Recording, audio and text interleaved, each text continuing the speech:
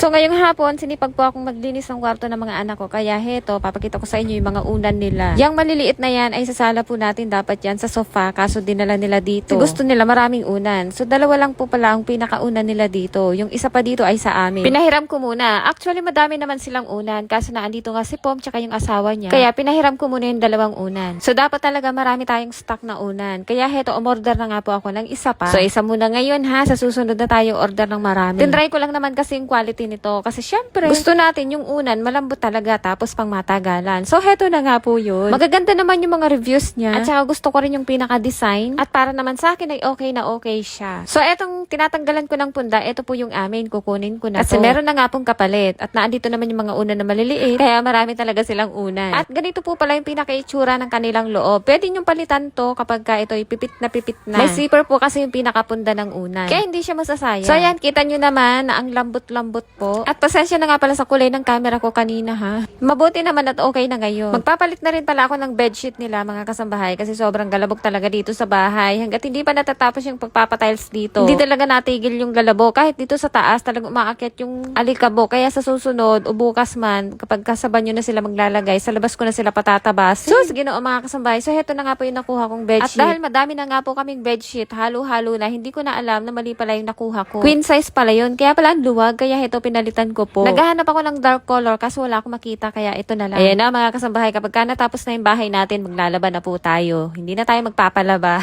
Patay-patay na naman tayo dito sa labahin. Ginamitan ko na din pala yan ng suspender para hindi sila laging natatanggal kasi yung tinanggal natin walang suspender yun, makita ko parang pangit tingnan kahit maayos naman. So yan ay lampas 1 taon na nga po at hanggang ngayon tingnan nyo naman, nalulus siya pero pwede pa siyang gamitin at kapit na kapit pa. So heto na nga po at maglalagay na ako ng punda at para tayo matapos na. Pasensya na nga pala sa background ko kasi hindi pa natin yan mapapa-double wall. So dahil kapos pa tayo sa budget, unahin natin yung mga kailangan talaga. At kayang-kaya na ni Don Benok. So heto na nga po, natapos na. Baka bukas makapag-start na ako magpintura dito sa taas. Lagi kasing nauudot. So ayan na po yung itsura ng kwarto ng dalawang bata. Baka gusto nyo yung unan, ilalagay ko yung link sa comment section at yan sa Hello Basket.